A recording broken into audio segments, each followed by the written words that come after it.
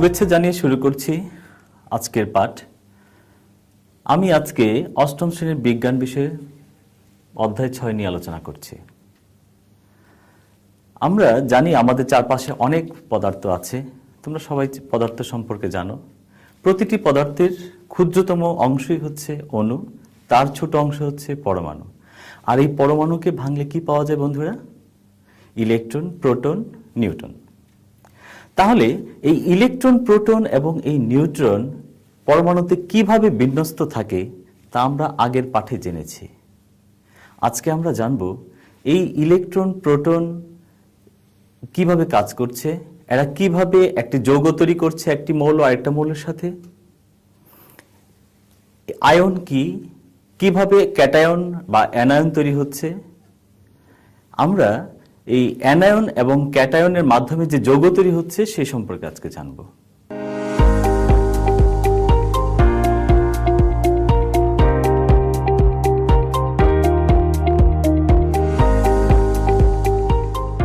এই ইলেকট্রন বিন্যাসের উপর ভিত্তি করে কিন্তু মৌলের ধর্ম প্রকাশ পায়। এর সক্রিয়তা বা নিষ্ক্রিয়তা এই ইলেকট্রন বিন্যাসের উপর নির্ভর করছে। যখন সে সক্রিয় হয় অর্থাৎ আধানযুক্ত হয়, একটি মৌলের পরমাণুতে যে কয়টি ইলেকট্রন আছে এবং সর্বশেষ কক্ষপথে যে কয়টি ইলেকট্রন থাকার কথা, সেই কক্ষপথে যদি সেই কয়টি ইলেকট্রন থাকে তাহলে সে স্থিতিশীল থাকে। যেমন হিলিয়ামের ইলেকট্রন সংখ্যা কত? 2, অর্থাৎ তার নিউক্লিয়াস এর বাইরে যে কক্ষপথ আছে সেখানে দুটো ইলেকট্রন থাকবে। তাহলে সেই দুটো ইলেকট্রন আছে, সর্বোচ্চ দুটোই থাকতে পারে, সেখানে তার পূর্ণ, সুতরাং সে স্থিতিশীল অবস্থায় আছে। এভাবে আমরা যদি নিয়নের কথা চিন্তা করি, নিয়নের সেই সর্বোচ্চ ইলেকট্রন সংখ্যা সর্বশেষ কক্ষপথে যা আছে যদি সেই কয়টি থাকে সেও নিষ্ক্রিয় থাকে। তাহলে আমরা দেখি একটি পরমাণুর ইলেকট্রন বিন্যাসের যদি সর্বশেষ কক্ষপথে যে কয়টি ইলেকট্রন থাকার কথা তার চেয়ে কম বা বেশি থাকে, সে ক্ষেত্রে কি হবে? যেমন আমরা সোডিয়ামের কথা চিন্তা করি। সোডিয়াম এর পারমাণবিক সংখ্যা 11। তাহলে এর ইলেকট্রন বিন্যাস কি হবে? এর ইলেকট্রন বিন্যাস প্রথম শেলে দুটি ইলেকট্রন, তারপরের শেলে থাকবে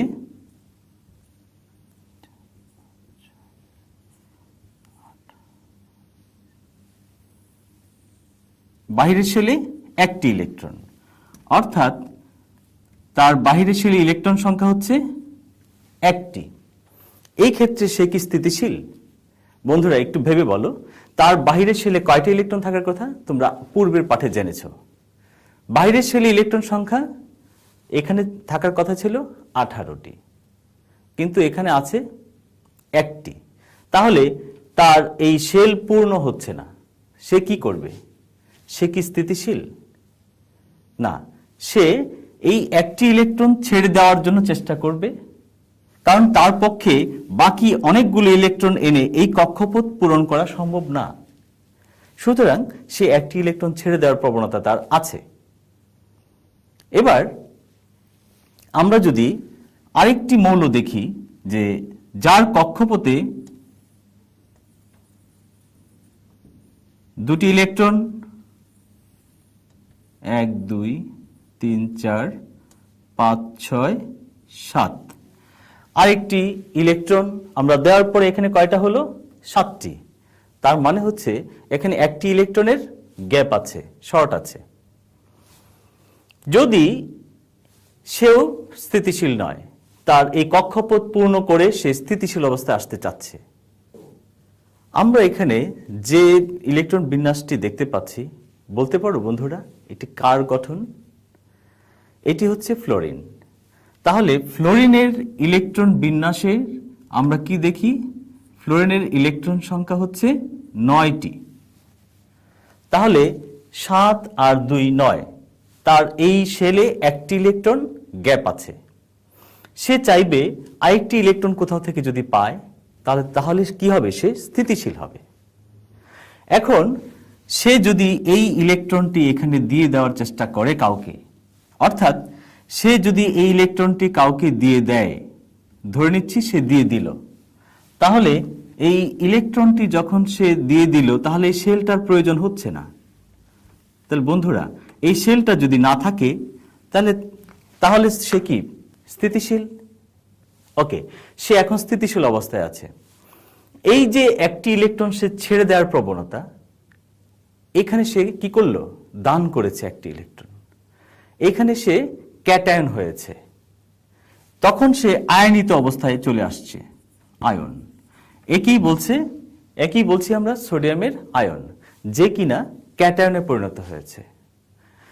এখন এই অবস্থায় যদি সে থাকে, এই ইলেকট্রনটা নেয়ার মতো কে আছে তার পাশে? আমরা দেখতে পাচ্ছি ফ্লোরিন আছে, তার ইলেকট্রন সংখ্যা এখানে আছে 7টি বাহিরের শেলে, 1টি শর্ট আছে।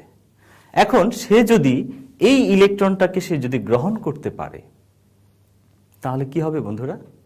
সে যখন গ্রহণ করবে সেও কিন্তু স্থিতিশীল অবস্থায় নেই। যখন সে অষ্টক পূর্ণ হবে তখন সে একটা স্থিতিশীল অবস্থায় চলে যাবে। অর্থাৎ এই ইলেকট্রনটি যদি সে রিসিভ করতে পারে, তাহলে সে এখানে যখন চলে আসবে, এই ইলেকট্রনটি যখন চলে আসবে তখন তার অষ্টক পূর্ণ হয়ে যাচ্ছে। তাহলে কি দেখছি আমরা? কোনো মৌলের ইলেকট্রন সে যদি তার কম থাকে বা বেশি থাকে, যার বেশি থাকবে সে দিয়ে দেওয়ার প্রবণতা থাকে, আর যার কম থাকে সে রিসিভ করার প্রবণতা থাকে। তো এভাবে যদি না হয়, এছাড়াও তারা ইলেকট্রন কিন্তু ভাগাভাগিও করে, সেটা আমরা উপরের ক্লাসে জানব। এইভাবে সে ভাগাভাগি করে অথবা ইলেকট্রন দান করে তারা কিন্তু একটা যৌগ তৈরি করতে পারে। এখানে ফ্লোরিনের কথায় আসছি। ফ্লোরিন যদি একটি ইলেকট্রন গ্রহণ করে তখন সে আয়নে পরিণত হবে, এটাকে আমরা বলছি অ্যানায়ন।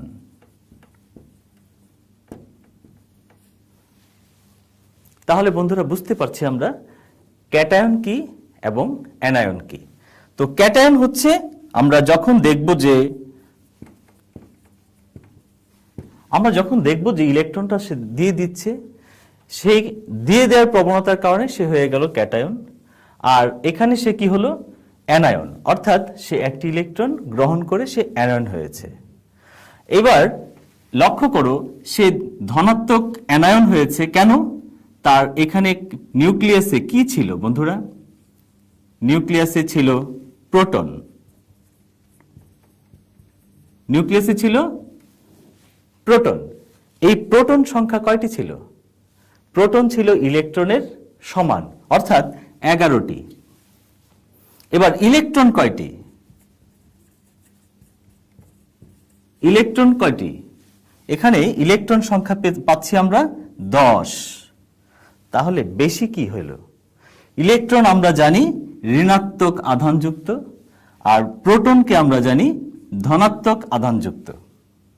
সুতরাং এই ইলেকট্রন যেহেতু ঋণাত্মক আর প্রোটন যেহেতু ধনাত্মক, তার কেন্দ্রে ইলেকট্রন ধনাত্মক চার্জ বেশি আছে, সুতরাং সে আয়ন হয়েছে এবং সে ক্যাটায়নে পরিণত হয়েছে।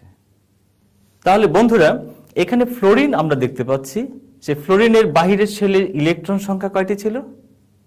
বাহিরের শেলে ইলেকট্রন সংখ্যা 7টি আর ভিতরে ছিল 2টি, মোট 9টি ছিল। কিন্তু তাহলে ইলেকট্রন যদি 9টি থাকে, প্রোটন কয়টি হবে? 9টি। এখানে 9টি প্রোটন ছিল, কিন্তু সে যখন একটি ইলেকট্রন গ্রহণ করেছে তার বাহিরের শেলে, তার ইলেকট্রন সংখ্যা এবার হয়ে গেল 10টি। তো ইলেকট্রন সংখ্যা এখন তার হয়ে গেল 10, আর তার প্রোটন সংখ্যা হয়ে ছিল 9। কি বেশি বন্ধুরা? একটি ইলেকট্রন বেশি। যেহেতু একটি ঋণাত্মক ইলেকট্রন বেশি, সুতরাং সে ঋণাত্মক চার্জিত। এইটাই অ্যানায়ন। এখন এই দুইটা মৌলকে যদি আমরা পাশাপাশি রাখি, তাহলে তারা কি হয়ে যাবে? যুক্ত হয়ে যাবে। যুক্ত হয়ে তারা একটা স্থিতিশীল পর্যায়ে চলে যাবে, যার নাম হচ্ছে সোডিয়াম ফ্লোরাইড। কি নাম হবে? Sodium fluoride.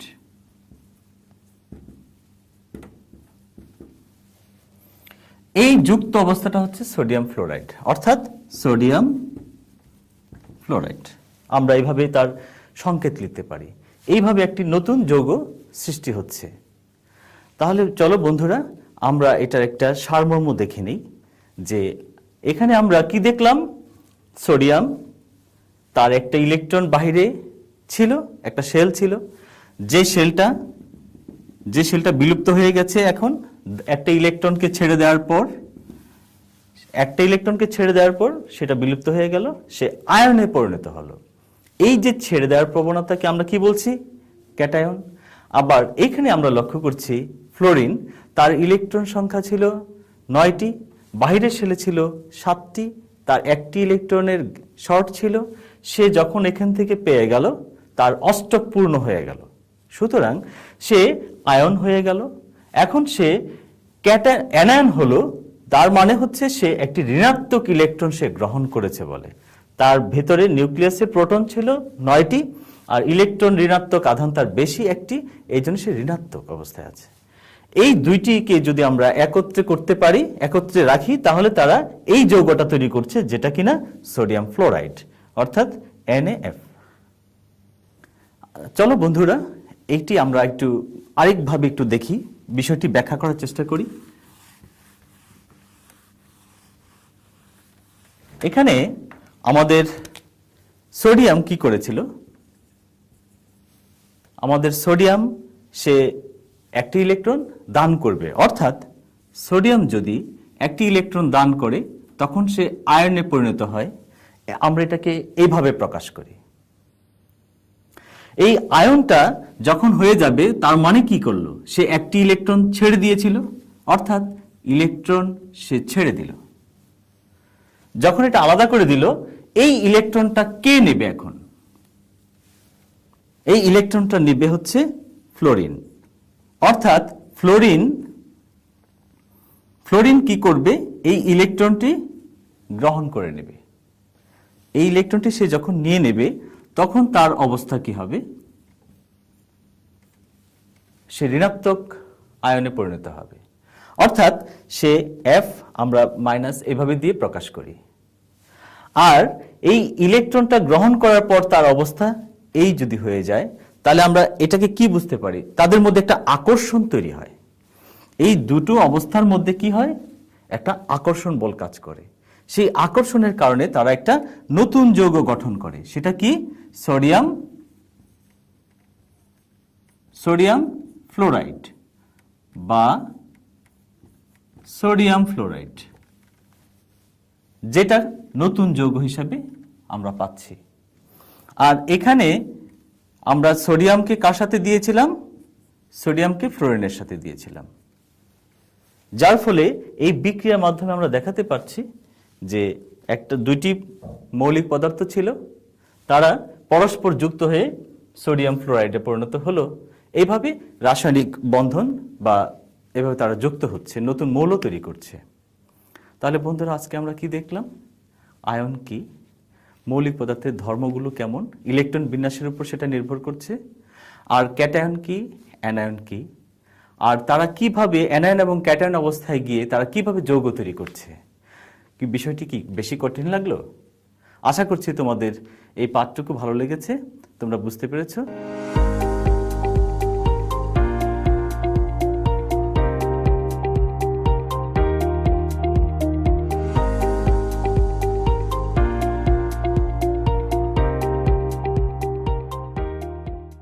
এবার বাড়ির কাজ দেওয়ার পালা। কাগজ কলম সাথে আছে তো, একটু লিখে নাও। আজকের বাড়ির কাজটি হচ্ছে, ম্যাগনেসিয়াম যদি অক্সিজেনের সাথে বিক্রিয়া করে তাহলে তাদের এই অ্যানায়ন ক্যাটায়নের অবস্থা দেখিয়ে তুমি বিক্রিয়াটি এভাবে সম্পন্ন করবে, ম্যাগনেসিয়ামের সাথে অক্সিজেন।